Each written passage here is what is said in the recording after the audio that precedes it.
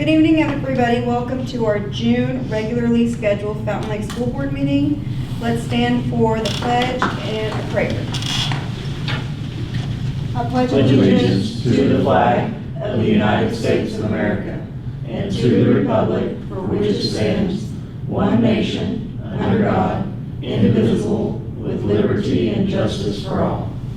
Father, we ask your blessing on our time here tonight, that we would make wise decisions for the school district, and that you would lead us in the direction that you would have us go for our staff and our students. We thank you for your protection. We pray for a good summer for everybody involved. In Jesus' name I pray. Amen. Okay, so this evening we're going to go ahead and start with our consent agenda items. We've all had a chance to review those things, and so we're going to go ahead and consider those approved through unanimous consent. We will quickly move on to our superintendent update. So Dr. Murphy. You had an opportunity to review a year-to-date summary. We do have, at this point in time, with the collections of revenue, a little over $8 million in the bank, but we are getting ready to disperse all summer payrolls.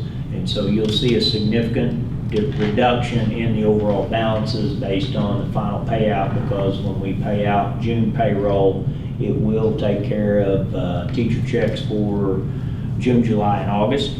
And upon conclusion of that, kind of put us in a position then to move forward with opening the next fiscal year. And we'll be giving you that update on kind of how we end the year based on the impact of ESSER funds, local effort.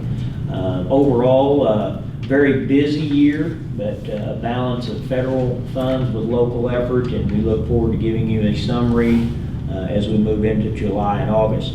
Probably the only other update note I would make as it relates to payroll that we are researching. We've had several requests. Tanny and I are reviewing the opportunity and benefits that the pros of providing an August payroll.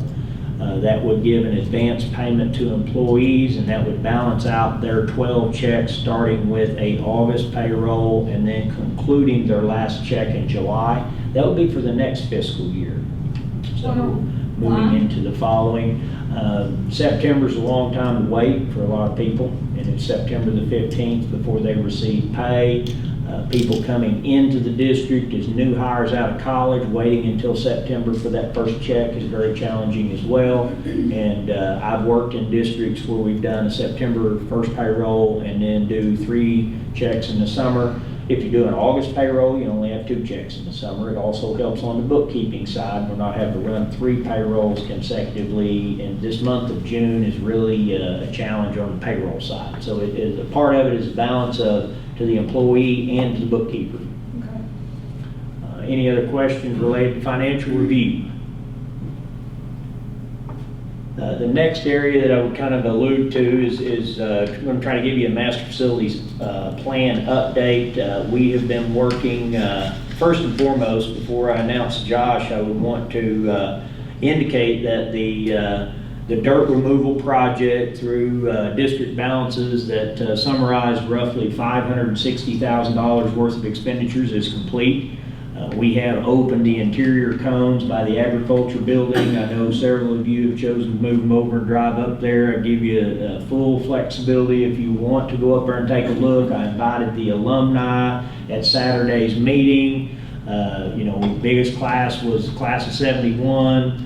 And I encourage all of them to go up and look at the campus updates. A lot of compliments on the changes in the campus for people who have not been on our campus in 3 and 4 years, because last year they could not have the alumni gathering. So several changes since some have come back to school, but you get a chance, you can come in from the ag building side. We've got our next project is fencing and probably a gate up there near the tin horn up there near the track area.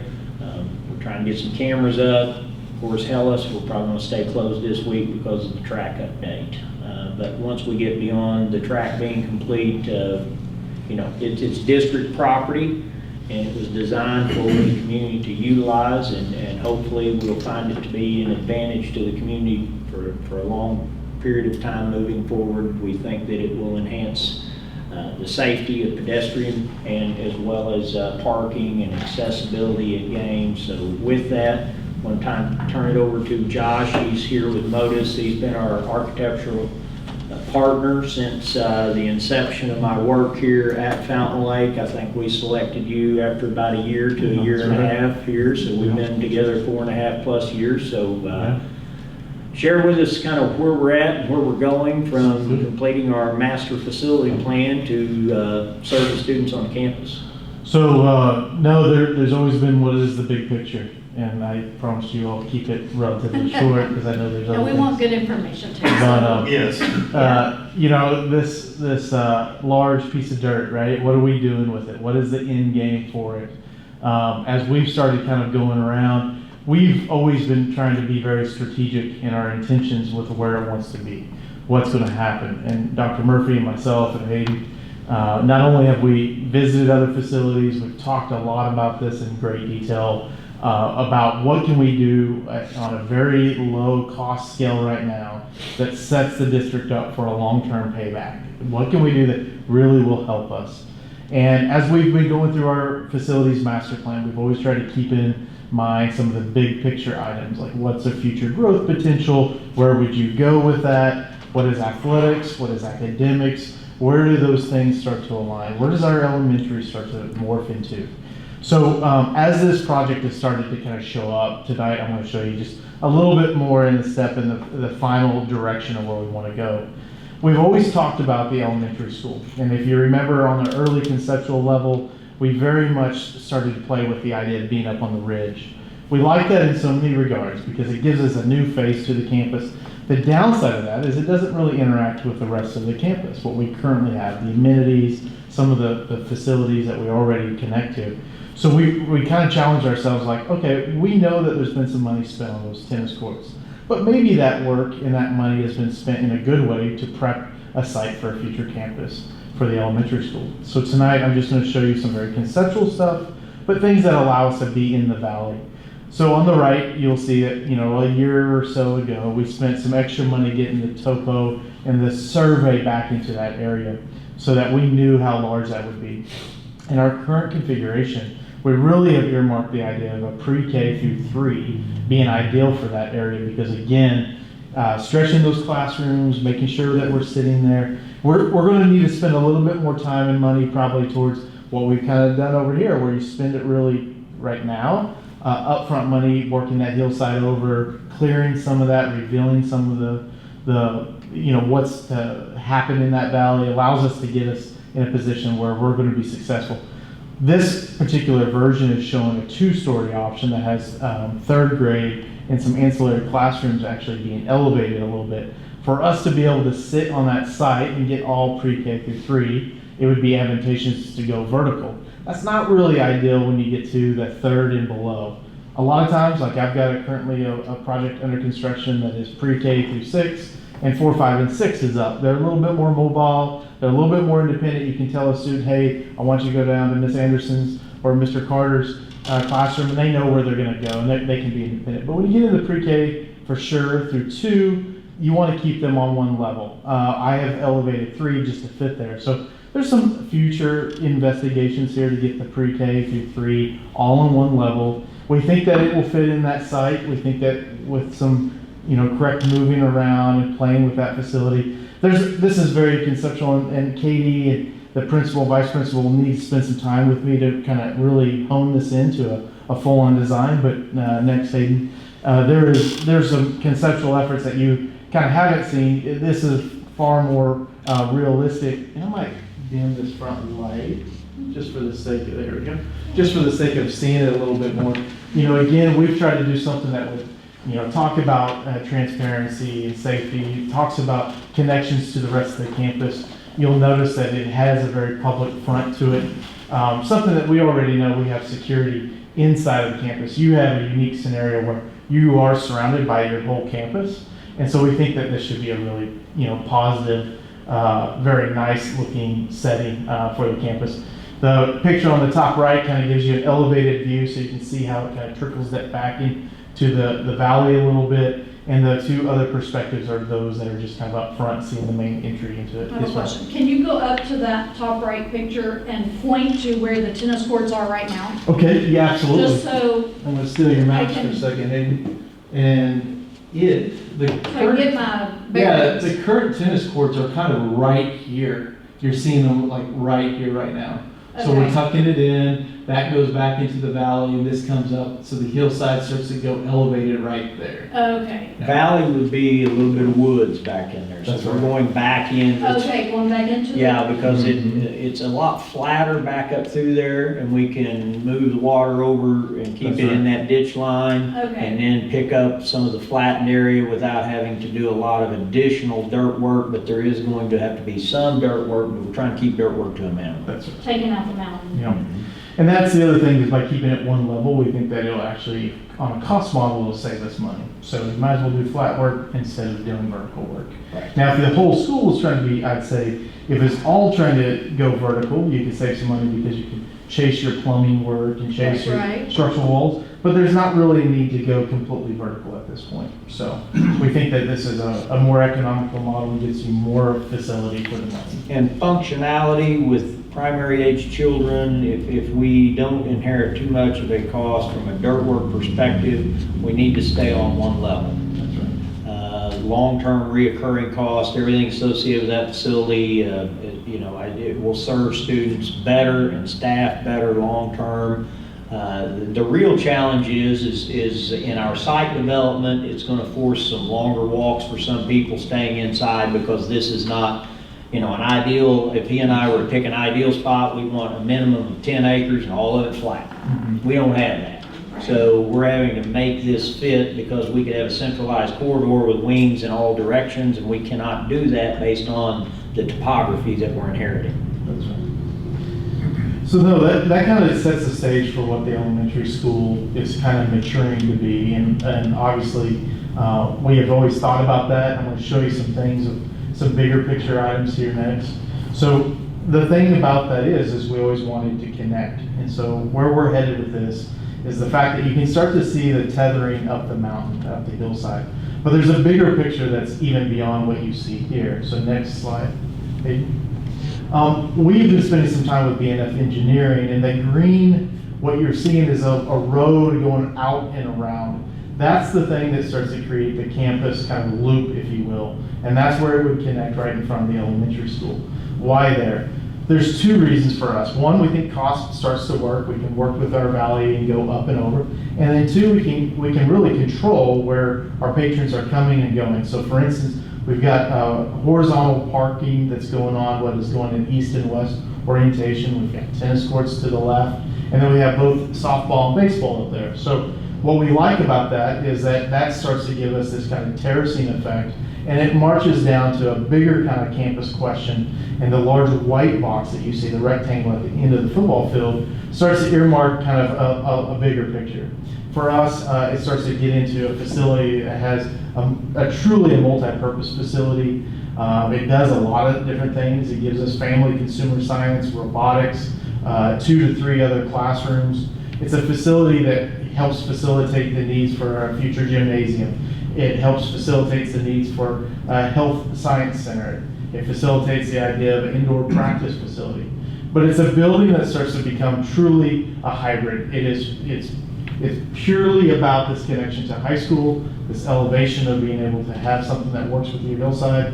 And that's what's starting to kind of show up just in the grading of what we're doing. We're using the natural topography. We're letting ourselves start to think about a facility that would sit in that location, but it serves the high school at a fundamental level next to agriculture, the ag building, the greenhouse. Now you get family consumer science, and you start to make a career development center out of this building. It is truly looking at that. This is a main floor. This level, the doors that you see at the top of the page kind of walk straight out onto the track. You get an entry that serves from that parking level. You start to get concessions and restrooms. We've started allocating around 2,500 to 3,000 seats. The reason that is you've got expansion ability on the right. You're seeing that expansion seating and flex space. So you're starting to get where that starts to change. The seating on the right can be one that docks, so it becomes a place where you can have graduation indoors. It becomes a place where you have other functions that start to happen. And what we've tried to do here is start to kind of, conceptualize this, and it's purely that. It is something that will inevitably change and evolve. It gives you some concession in restrooms at the basketball level. It gives you concessions in restrooms at the football level. We want something, if we build something, we don't want to do 2 to 3 of them. We want one that starts to work across the board. It really scratches the itch of academics, athletics, future development. So what we're trying to do is let this building truly be that height. Yes, sir. Does that seating get us in the game for all the hosting? Yeah. Yep. That was the big thing that's kind of fundamental. If we're going to do it, we need to make sure we hit that. Meet the seating compliance threshold to host at any level. Yeah, that's right. Next slide. You heard me say something about health science and health and wellness. At the upper level, we still have a walking track around it.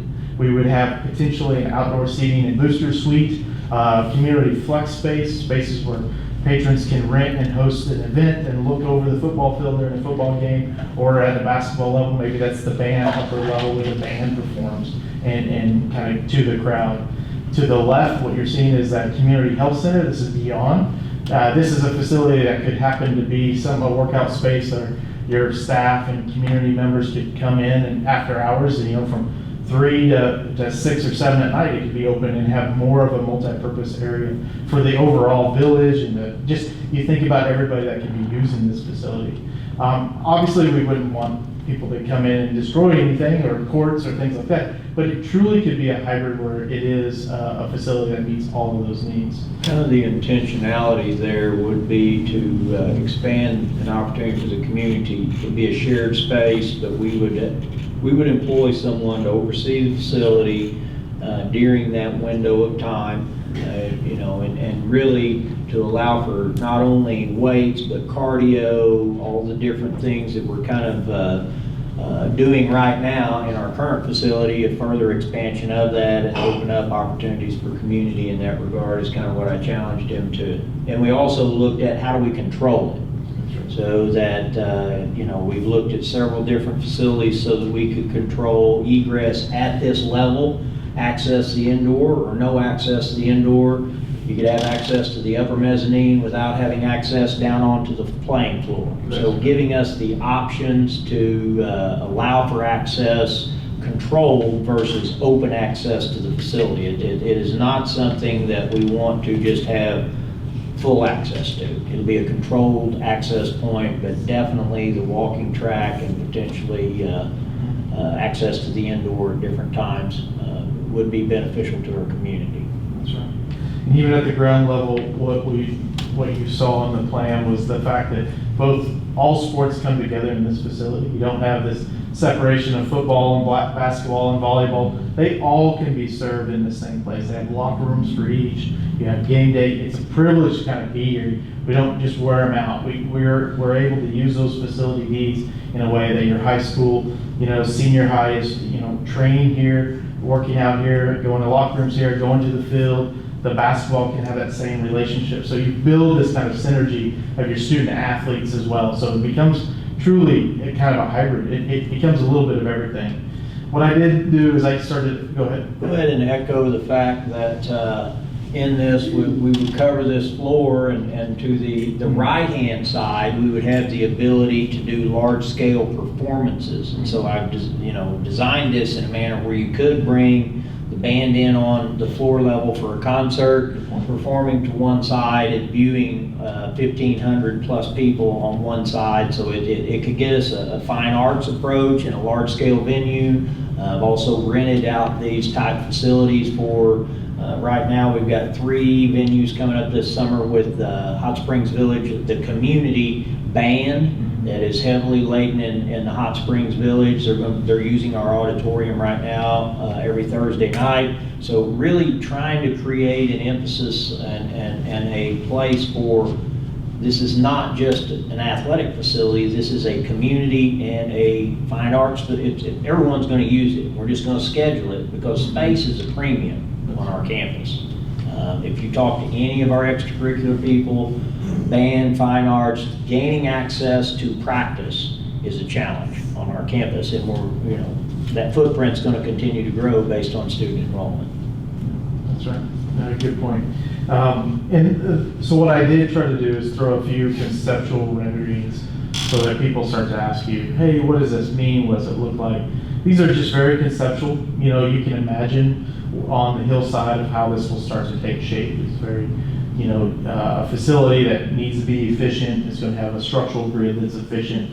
We're going to control where that, the overall, kind of, what does it look like? How does it start to fit? How does it link some of these other facilities? What does the end zone start to look like? So again, using the natural stone, using a little bit of the metal panel that the campus has, stylistically trying to blend in with what we have, but make a statement from a standpoint is, when you say, hey, you're going to the Career Development Center, you know where that is. If you're going to go to the football operations area, you're going to go to the basketball. All of those things will start to parlay into that. Next one.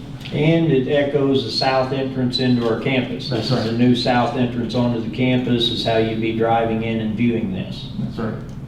So, we've thought about how that road kind of, you'll see that in the dirt work that we currently have, how that road kind of feathers up and goes around the campus. Again, we wanted to be, we've got the parking that we already started to do, so you start to use that. You can see on a game day scenario, an event night, a band concert weekend, this will be very accommodating for your patrons, not to get lost on the bigger campus, not hinder our ability to have other programs on campus. Right now, they're competing for that space that he's talking about. So this starts to really open you up and give you some flexibility.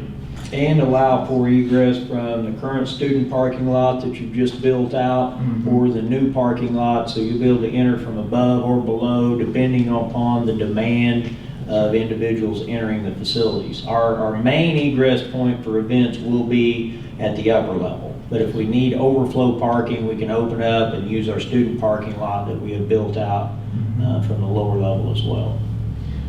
This is just a few views on the inside. It's just starting to imply what some of this could look like. Again, that connection to the health center above on the left, what you're seeing, and you're looking straight on at the big image is the football field beyond. The right side, all of that seating, it's that retractable seating that opens up for a stage event scenario, so you can start to see that space. And then I stacked the seating on the right so that you can see in another scenario, if we need to use that in a different way, that telescopes back and gives us opportunities. So we have a lot of room in this space that starts to really work. You're truly building a transformer, something that can handle any type of event, whether it's academic, whether it's sport, whatever it is, it becomes something that can be used in that capacity. So there's just a few views. I think I got one more that shows you a little bit more from the court level, kind of looking up at it. And of course, I would just say this is very conceptual. Right. I don't want anybody to leave here tonight and be like, oh, this is what we're building. We want to build this. This represents the things that we need. But there's a whole level of refinement that we will start to work with you and start to say, all right, let's poke some holes in it. Let's start to look at what we might want to change, other things like that. But it's much easier to start from this baseline as we start to paint the picture and say, all right, here's what we can do. And in all fairness, Josh and I met over spring break and viewed a facility, and we did a walkthrough that would accommodate our current site location structure, and then I put him to task based on the view of that facility. This has been kind of a back and forth development over probably a 2-month process to get us here to June. And I would be open to take any of you to look at a facility like this if you wanted to see the facility that we're kind of modeling, where you step into a facility and say, okay, now I can, because it's kind of hard to, you want to know kind of what you're visualizing, but just that could be an opportunity as we move through the summer months. If anybody would want to go view some facilities, that's always a very important piece of this process. So tonight, for a short and sweet version, it kind of gives you an idea of where the big picture, as we've started to listen, and I said from day one, this will be a natural evolution of how do we go with the campus, what are the things that we need to do and how do we develop it. This is kind of getting to that end point of like, all right, here's some visions of where we want to go, what we can do. This kind of gets you a framework of where we could go. At the same time, there's still a little bit left to do. We want to always listen first you'll notice that we didn't start with this. This Yeah. was something that evolved over listening to everybody. I mean, Corey, as I met you and Dana, I've had this history with the board. We've always tried to listen in these community meetings and like, hey, what other heartbeats are out there for the needs of the campus? And this starts to kind of culminate all of those things. And I think the other thing that I put in your hands to take away as a notebook is there's roughly 170 some pages worth of work that kind of frames the historical timeline and also takes you through all 19 current facilities, because you're going to be challenged as a board when you're talking about building new facilities. You're going to have community members ask, why don't you build onto existing facilities? Why don't you build here or there? And so we have spent well over 2 years trying to research the strengths and weaknesses of all current facilities. So you want to use the current buildings that you have first, and what you have here is a culmination of all the work that we have done. And I think as we move forward, I think this is an important document for you to have as a point of reference, because you're going to be challenged with questions that typically I can sit down and answer, but as board members, the further you move down this road, the more questions that you're going to have that I can support you with. But this gives you a piece of information on the work that we've done to even get to these conceptual drawings. And first and foremost, space, as I would indicate in this format, if we go through a pre-K through 3 facility, we take care of the middle school by pulling 5th grade out of the middle school and doing intermediate 4th and 5th grade in the current K1 and specialty wing, so they end up in the middle of the campus. High school gets their net -1 on space currently. That means they got more programs than they got space. They have a tendency to gain all these additional classrooms, up to 8 or 9 possible classrooms in this end of the facility. So it takes care of the high school, takes care of the middle school, and we do not add on to the middle school. We pull a grade level out of the middle school. And so you have to be armed here this evening to understand how the academic program gets enhanced, not only from a facility perspective, but I find value in 4th and 5th graders commingling together, and then 6th through 8th being in the middle school. So with that, that kind of gives us a framework. I want you to take this document with you. It's in, and we've had it, you've seen it before, but I think you're at a point you need a paper copy. And reason being, there's going to be times where you may need to pull out a paper copy because you can look and find existing square footage on every facility. There may be one typo in there on a 2-4 representation, but other than that, we've got a very good roadmap of the discussions that have occurred, along with a very accurate reflection of each of these facilities. And he's worked diligently for us, and we have invested and paid him to develop these plans so that we make well-informed decisions moving forward as we begin to embrace the possibility of serving not only current population, but future population here in Fountain Lake.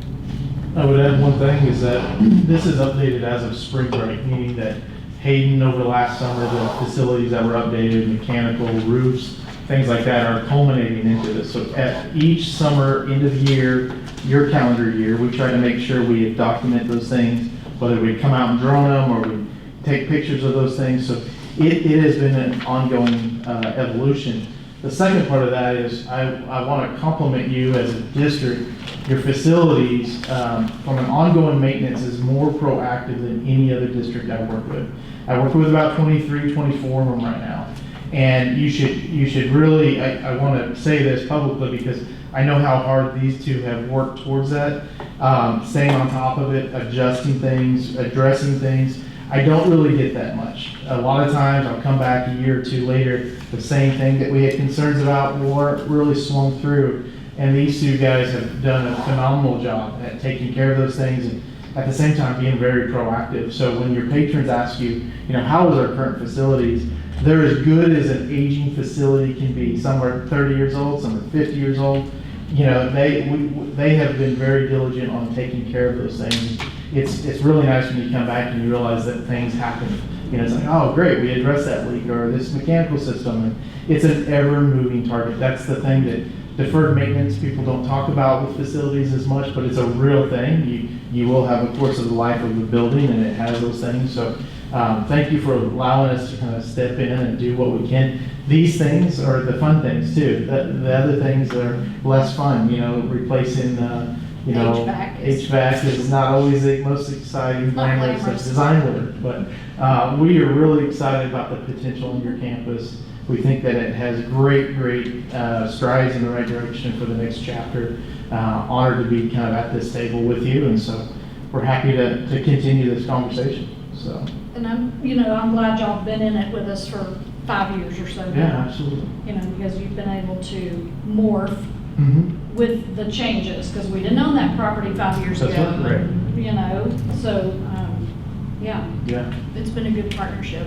Good. And I personally like the direction it's taking. Good. You know, when we would pop up things before, it would be like, yeah, it's good, but, you know, there were still those things about it. But here I see a plan that has a lot more yays than what ifs. Yeah.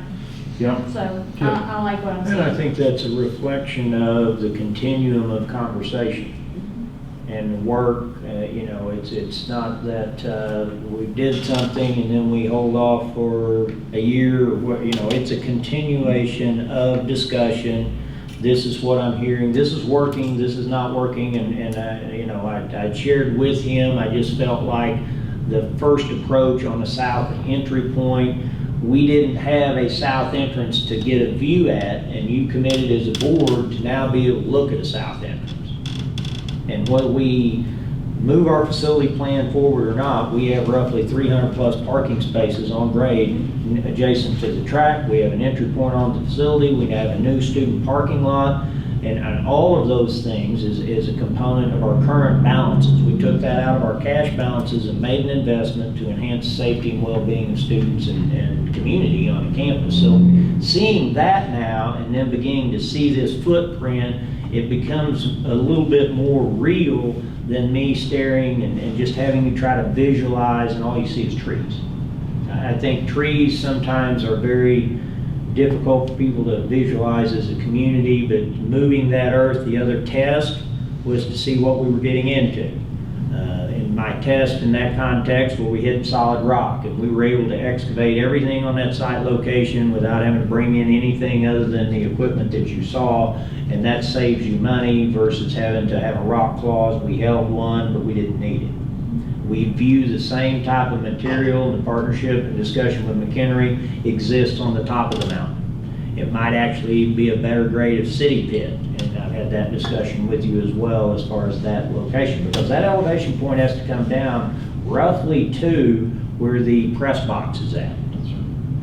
And then those valleys fill in, and then you tier your parking at grade with the tennis court and softball, baseball, and then you are at grade with the track. So you have grade, on-grade parking for your lower level facility, your upper level facility, and then your overflow comes in the middle. And then they go either direction. So, you know, it just, I feel like this plan is much stronger. It complements the current property. The other thing that we've done that was a big home run, I think, in terms of facility usage and traffic flow that made this expand. Originally, if you remember, your green roadway went right in behind the press box. And you'll see that in this booklet of plans. And so we've moved that roadway to the theme of keeping our road on the edge of our property so we can utilize the interior of our property. The other thing that will allow you is that allow you to gate your parking lots to keep anyone from entering the athletic facilities if you want to turn that road over to the county at some point. So really thinking about long-term reoccurring costs, because a road that could be because that's a much better thoroughfare than Payson Drive. If we could connect that with Tober Drive at some point in time, I think the county would find that to be a more advantageous road that gave you a cleaner path with fewer buildings. So those are just things that come to the table that you may or may not think about, but there are also things that you have to manage on the long term because they're, you know, that's a pretty good track for a road when you get it built out.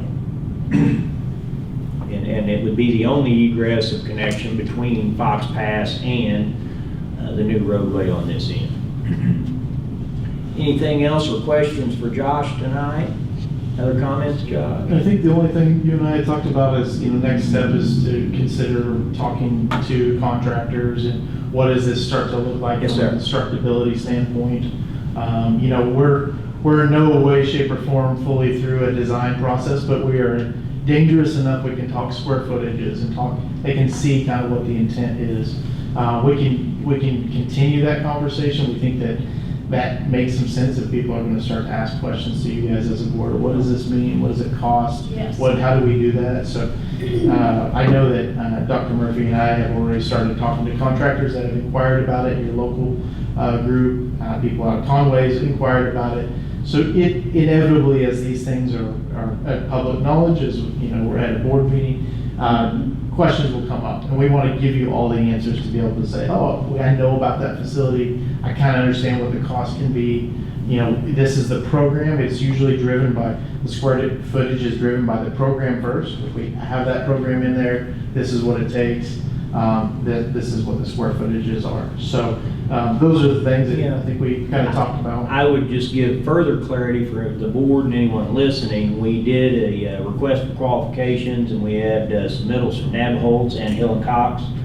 We'll go through a final. We've had an initial meeting with each of them. We are planning to select a construction manager in advance of moving forward, because I would like for a construction manager to partner with our architect to bring this Board of Education a realistic design build with tighter numbers, so that we have a really good idea what it's going to cost to build these facilities. And sometimes a construction manager can have some insight on the design and complement not only the architect, but maybe save us some money in the structural components of engineering. So we want to have that partnership established as we roll into the summer. So we're going to select an individual group, and we're going to move forward in this partnership throughout the summer, and keep the board probably abreast at least every other month moving forward. And my intentionality would be to possibly have Ray Beardsley here next month to just give you a framing of capacity, of your bonding capacity, really take that financial snapshot, separate from the facility initiative, what's your borrowing power, what's the overall impact of the taxpayer, and revisit that as a Board of Education with Beardsley here as we, that would be my intention for next month's agenda. I do have one question for you. Have y'all y'all have an idea of the square footage of that facility, We do. athletic, whatever you're gonna call it? So that multi-purpose facility right now is about 160,000 square foot, give or take a little bit, depending on some of that program. The elementary school is roughly around 70,000 square foot. Now, the elementary school is a very different program. I wouldn't want you to get alarmed at the 160, because again, you think of the indoor practice facility, it's a lot of square footage without a lot of build out. Right. It's gonna be a fill, it's gonna be HVAC, taller height. But the way we've designed this right now is you take your structural bay and just extrude it all the way along. So you think about efficiency throughout the mechanism of the structural bay. So that's why it might look the way it is. We're not jolting out and doing a lot of things with the facility, is because we want to curve our costs to that really efficient, cost-effective Yes. scenario where you can have all of that facility. So. Okay. Any other questions? It's Thank a you, good report, Josh. Josh. Absolutely, thank you. Very much. We're excited about it. We've been wanting, we were razzing each other. I wanted to try to get this to you last month. I did take a little vacation, and he's like, yeah, it probably cost me a month. And I said, that's on me. But we wanted to share this. We've been excited about it, and just wanting to make sure we have all of our, dot our i's and cross our t's before we share it with you, so that you could see it. Thank you. Thank you so much. Appreciate it. Be safe, thanks for coming down. Will do. We'll see you again soon. Sounds good. Yeah, sounds great. Okay, well, that was a very good update, thank you for that. Sure. We were going to go ahead and move on to some new business. Hang on just a second. Oh, excuse me, Grover out. How did I miss that? You're the star of the show today, how did I miss this? Excuse me. I wanna get you. I won't take long. Okay, so we ended the year very, very good. I'm happy with what we've been able to accomplish. Our first quarter, we opened February 1st. We had 12 total clinic days between the snow and no water and all the stuff we faced. And we had 64 total visits and enrolled 25 kids. And that's kind of a breakdown of those visits. So we had about 40 of those were actually staff members. Most of them were seen and returned back to work in the same day. You can go ahead and go to the next one. So for our second quarter, which is actually still in progress, so this is as of Friday, we had 382 total visits to the clinic with 20 clinic days. This does include the over 90 employee physicals that we performed on site for the staff for our AR benefits. We also, in our partnership with HealthStar, completed all the athletic physicals on site. We are continuing to get athletic physicals. That's kind of trickling out. We enrolled 34 additional students, so that brings our total enrollment for this year to 59, which is not bad for 6 months' time, and not a lot of chances to really get out and talk to them because of COVID. Right. So, you can go ahead and go. So this kind of breaks that down. So if you see, we served the community more this quarter than we did the previous quarter. We saw over 172 community members came through the clinic. A lot of those were COVID vaccines, but they were still on campus and seen and treated. Yeah. We treated over 100 staff members. Like I said, that includes physicals, but that's also sick visits. And we had about 70 student visits for that quarter.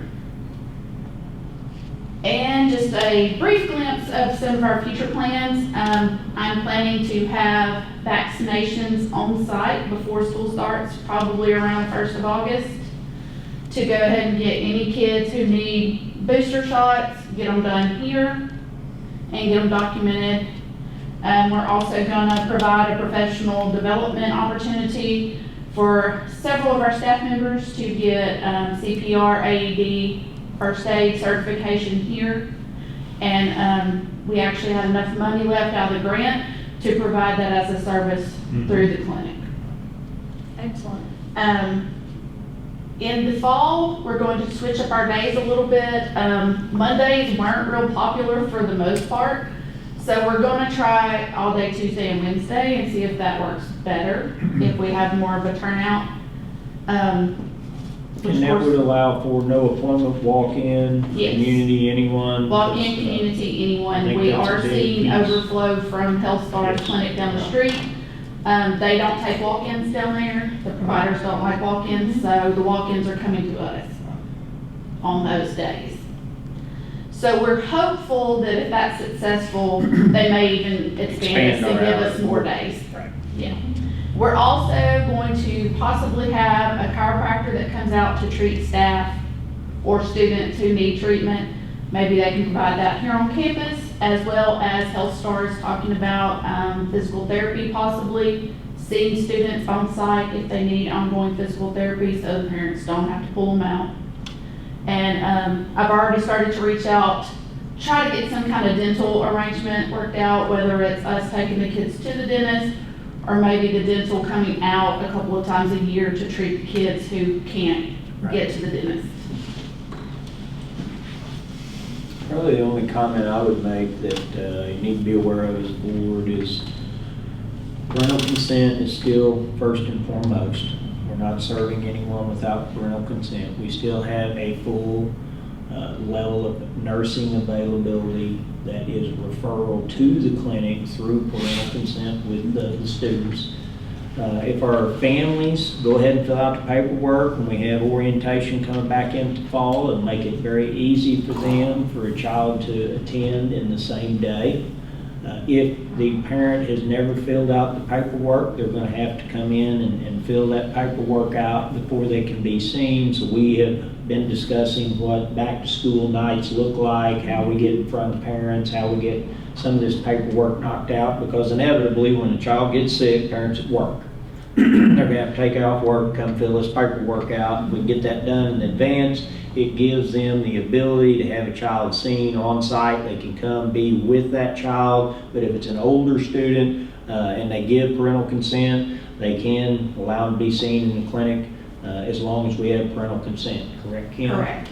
The other component of that is we try to work diligently to separate community members from students. And so we have doorways coming in that kind of separate the two. We monitor all of that. We want to serve our community, serve our staff, serve our students in this facility, and we're doing the very best we can to utilize, what was the current preschool trailer classrooms as a clinic. So I think the other component coming into the fall is we're going to start doing a little bit of, we're going to relocate our mental health person to that space and allow students to be coming over into that space, and they can see the mental health side or the physical health side, either one, and it's a very safe place for them to enter into and not know whether they're going to one or the other.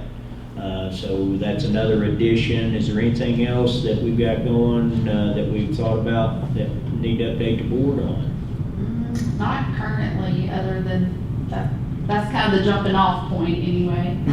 Hayden, anything you can think of? We're getting ready to go into the second year of a 5-year grant cycle, at which point in time you can create reapplication, but they will look at the level of community usage need in that.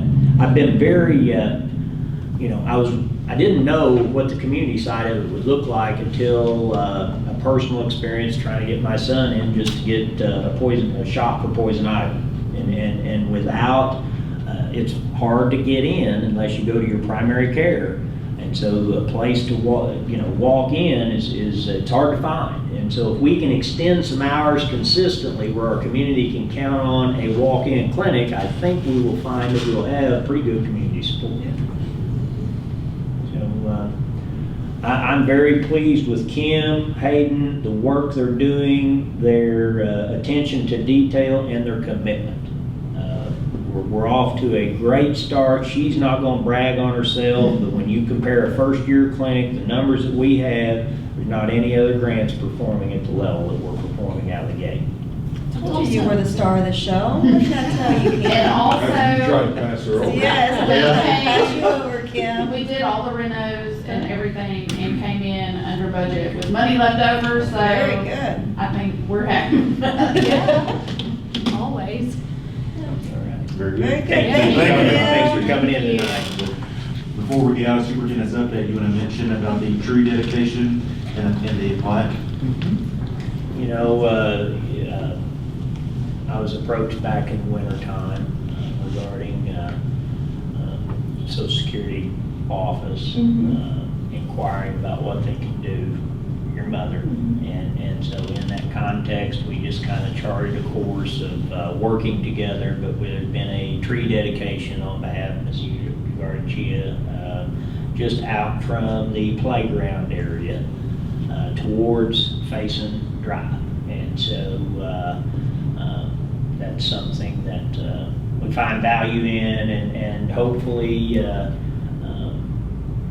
be a good remembrance of her. Yeah, thank you for that. It was really nice, very much a surprise. My child had seen it. I don't know if y'all have seen it, but it's over there. She said, she took me to the tree, actually. She said, here it is. And I said, how did you know this was it? And she said, well, I just saw a random tree out here. And I just, when you said a tree, I was like, okay. But anyways, that was very nice, very, very thoughtful. And I'm sure you I've got talked to some your great ladies at co-workers. work. Oh, it was my boss and some other managers in the office, and they got that together, and I thought that was, I just don't think about stuff like that for people, I need to be more out there. So yes, I appreciate that. Thank you guys for letting that happen. Appreciate it.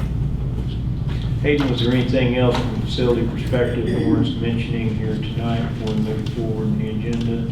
I can't think of anything else.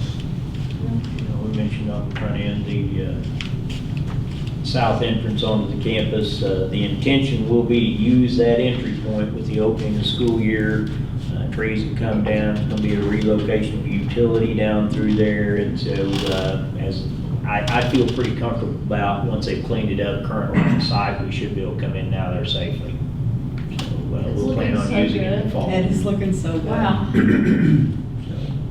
I'm glad we can see a visual of that, like you were saying earlier. It just doesn't, you can't imagine something like that, so anyways. And it was a good first step of this board. Without the commitment of the board to conduct this project, you wouldn't have the visual that you hold. Yeah. So, you know, it truly is a step at a time, and I commend you guys for seeing that vision as well, because without the authorization to do the project, it wouldn't be there. And so, I want to thank you for that. Okay. All right, we're ready for new business. Ryan. All right. Are you skipping these two? No. He's not gonna let this go, is he? Okay. Not skip this one. No. Motion to approve a 3-year contract for the position of school superintendent in the amount of $136,500 in the 21-22 school year, $141,960 in the 22-23 school year, $147,638 in the 23-24 school year. Okay. Does anybody have any questions on that?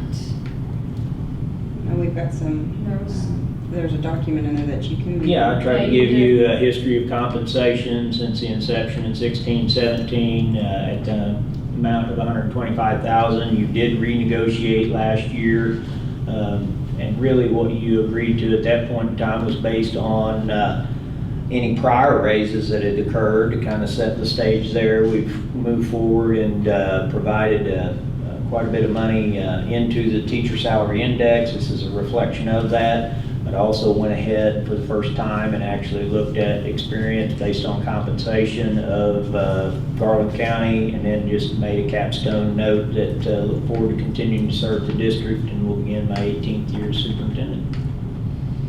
Okay. So, motion to approve a 3-year contract for the position of school superintendent in the amount of $136,500 in the 2021-2022 school year, $141,960 in the 2022-2023 school year, and $147,638 in the 2023-2024 school year. All in favor say aye. Aye. All opposed say aye. Motion carries 5-0.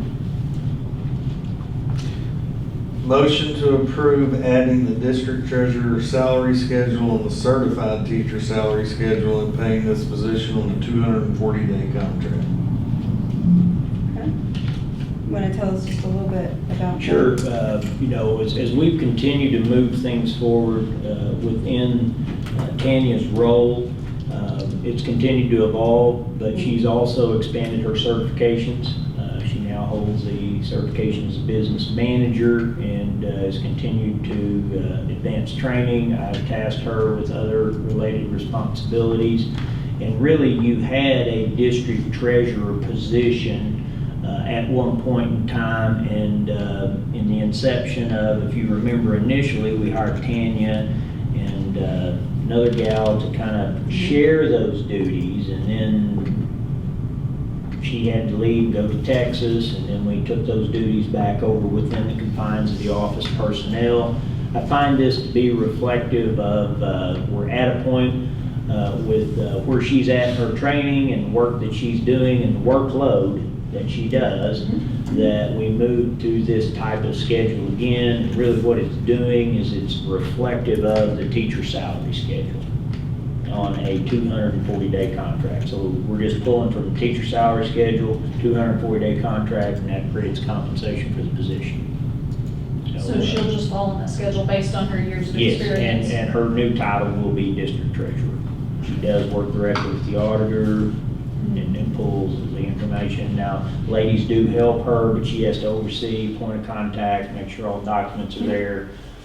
She does a great job. Yeah, she She's working does. hard. She does work hard. Yes. She's to be commended for that. And completing that training too. Okay. So motion to approve adding the district treasurer salary schedule on the certified teacher salary schedule and paying this position on a 240-day contract. All in favor say aye. Aye. All opposed say aye. Motion carries 5-0. Motion to approve a support services / transportation secretary position to be paid on a 210 secretary schedule. Okay, and then if you have just a little bit of background Sure. on that. What we're looking to do there is expand an opportunity to better serve technology.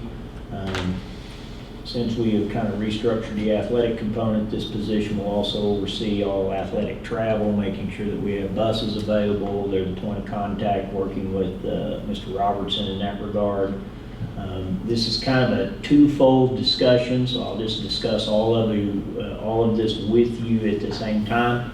I've worked with, because it's a conclusion of this, is it a brand new position or is it a dissolving of a position to create another position? And really what you're approving tonight is the latitude to approve a position under a 210-day contract, which would be the equivalence of any of our secretaries, whether that be the elementary secretary, middle school lead secretary. High school's a different situation, but this would mirror that up at the transportation area. We've evaluated with the fencing, with the sidewalk, the 2-4 building, and quite frankly, you've approved another lead teacher, 2 interventionists, along with additional support, and we don't have room for all of it.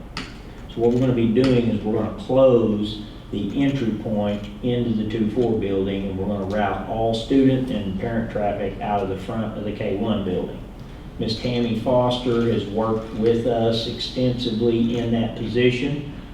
We have approached her about this position, and she is excited about the opportunity to take it on, but what the Board of Education must first do this evening is approve for us to have a 210-day contract. She's currently on probably a 200, just short of that, I think, in terms of her current role.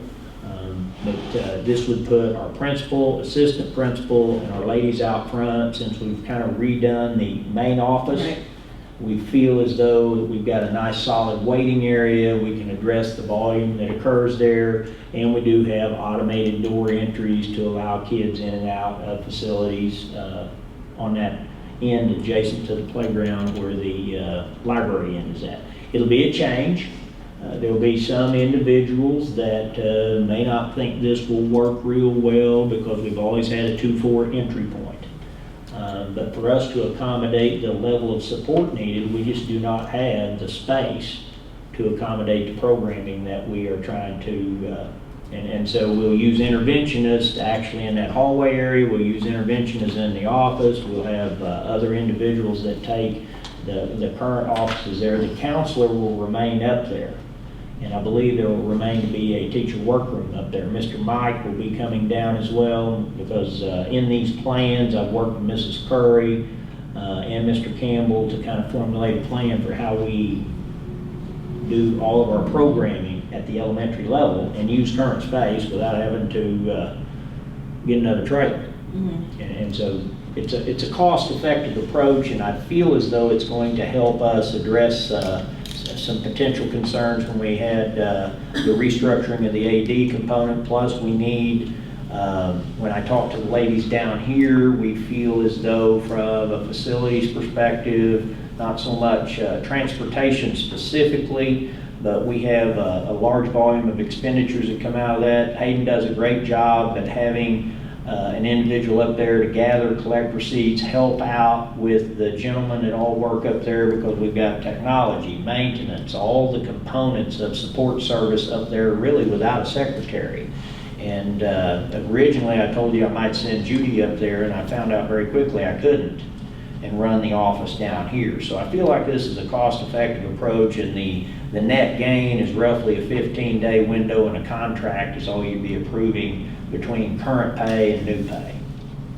But we need to approve the position in order for us to move forward. But I will tell you that Mrs. Curry, myself, Mr. Campbell, Tammy and a few others that we have not told all of our teaching staff that we are going to a singular entrance. And for those listening this evening, this will be the first time that they've heard that. So you will hear some things about just the general concern potentially of routing all of that traffic through the main entrance.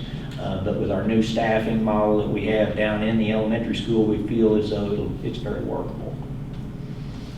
And Mrs. Curry has been in all of the discussions and been in the room the whole time. So, I mean, she's fully aware of what we're trying to do. Any other questions? No. All right.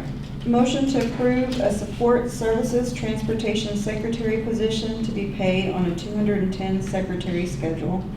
All in favor say aye. Aye. All opposed, aye. Motion carries 5-0.